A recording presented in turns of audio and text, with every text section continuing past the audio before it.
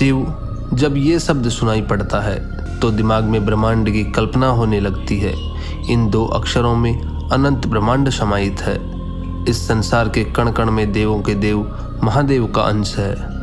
जब इस कायनात का वजूद नहीं था तब से शंभू का अस्तित्व है, और जब कुछ भी नहीं रहेगा तब भी शिव रहेंगे। शिव पुराण में लिखी कहानियों के पीछे विज्ञान है। उन्हें कहानियों का रूप इसलिए दिया गया ताकि साधारण मनुष्य इस ब्रह्मांड की रचना और घटनाओं को समझ सके। सनातन धर्म में शिव सर्वोपरि हैं, जो संसार के रचयिता भी हैं और विनाशक भी हैं। उनकी कृपा हर प्राणी में रहती है, इसीलिए महादेव की उपासना देवता, दानव, मनुष्य सभी करते हैं। भोलेनाथ की महिमा और महानता को समझने के लिए मनुष्य के दिमाग में इतनी ताकत नहीं है, फिर भी मनुष्य शिव को जानने की जिज्ञासा रखते हैं, उनके दर्शन पाना चाहते हैं। जीवन पर्यंत भक्ति करने के बाद भी महामृत्युंजय की लीला को समझ नहीं पाते। हम में से ज़्यादातर लोग शिव को समझने की कोशिश करते हैं। शिव मानव रूपी हैं या निराकार हैं? इनका जन्म कैसे हुआ और क्या भोलेनाथ कलयुग में भी मौजूद हैं? आदि योगी शिव शंभू को मानवों ने अपनी कल्पनाओं से आकार दिया, जबकि शिव तो निरंकारी हैं, क्योंकि हर कण कण में शंकर हैं। इसीलिए आप उन्हें जैसे भी पूजें, उनकी कृपा दृष्टि हर प्राणी पर रहती है। महाभारत और श्रीमद् भगवद गीता सहित 18 पुराणों व उप पुराणों की रचना करने वाले महर्षि वेदव्यास द्वारा शिव पुराण की रचना की गई, जो कि देवभाषा वैदिक संस्कृति में लिखी गई, तथा शिव पुराण में कुल 28,000 श्लोक हैं, जिनमें महादेव का वर्णन किया गया है। सनातन धर्म में सभी पुराणों में शिव पुराण को सर्वोच्च दर्जा दिया गया है। वेदव्यास कहते हैं, शिव जो कि शंभु हैं, निरंकारी हैं, वही सर्वोपरि है, पूरी कायनात की चेतना है और इसी का आधार है। यह पूरी दुनिया उन पर टिकी है। शिव पुराण एक महापुराण है जिसे 6 खंडों में विभक्त किया गया है, जिसमें उनके अस्तित्व, विवाह, घटनाओं तथा कथाओं का वर्णन है। शिव अजन्मा है, वे मनुष्य की तरह जीवन मरण के चक्र से परे हैं। वेदव्यास कहते हैं, शिव की उत्पत्ति माँ आदिशक्ति और सदाशिव से हुई।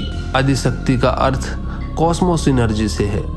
कहानी है कि शिव ने आदिशक्ति और सदाशिव से पूछा था, माँ, भगवान विष्णु और ब्रह्मा का जन्म आपसे ही हुआ और मैं भी आपसे ही जन्मा, इसीलिए मैं भी आपकी ही संतान हूँ। शिव पुराण के अनुसार भगवान विष्णु भगवान ब्रह्मा सदाशिव के आधे अवतार हैं, जबकि शिव सदाशिव की पूर्ण अवतार हैं। शिव पुराण में लिखा है कि सदाशिव कहते हैं, जो भी मुझ में और शिव में भेद करेगा वह नरक का भोगी होगा। इसी तरह से ब्रह्मा, विष्णु और महेश में भेद करेगा, वे भी नरक को जाएगा। तीनों देव एक ही हैं, मगर इस संसार के लिए हम अलग अलग रूपों में अलग अलग लोकों पर ध्यान देते हैं। जब हम सदाशिव की बात करते हैं तो हम उस महान परमात्मा के बारे में कल्पना करते हैं जिन पर यह संसार टिका है। जब हम शिव की बात करते हैं तो वह एक निराकार शक्ति है जो सदाशिव का ही संपूर्ण रूप है। और जब हम शंकर की बात करते हैं तब उन मनुष्य रूपी महादेव की कल्पना करते हैं जो कैलाश पर्वत में रहते हैं। माँ पार्वती के पति थे, भगवान गणेश और कार्तिकेय के पिता थे। सदाशिव, शिव और शंकर, जिन्हें भोलेनाथ कहते हैं, हम तीनों अलग अलग होकर भी एक ही हैं। इंसान ने शिव को अपने अनुसार डाल दिया। लोग कहते हैं शिव भोले हैं, नादान हैं, आदि। वे अच्छे भी हैं, बुरे भी हैं, वे सबसे सुंदर भी हैं, विभत्त भी हैं और अनुशासित भी हैं, और भांग का सेवन भी करते हैं। शिव हैं और नहीं भी हैं। शिव पुराण कोई दैवीय कहानी नहीं है, बल्कि क्वांटम विज्ञान है जो इस सृष्टि की रचना से लेकर पृथ्वी में जीवन और मनुष्य की उत्पत्ति के बारे में बताता है। शिव पुराण को पढ़ना, समझना अलग अलग बात है। आज के ज़माने में शिव पुराण एक कथा मात्र रह गई है, लेकिन यह बिग बैंग थ्योरी से भी बढ़कर है। आपको किसी आर्टिकल और यूट्यूब चैनल में शिव पुराण के बारे में संपूर्ण जानकारी नहीं मिल सकती, और ना ही आप इस तरह शिव पुराण की कहानियों के पीछे के विज्ञान को समझ सकते हैं। इसके लिए आपको स्वयं शिव पुराण पढ़नी होगी और आने वाली जनरेशन को भी इसका ज्ञान देना होगा। बोलो हर हर महादेव।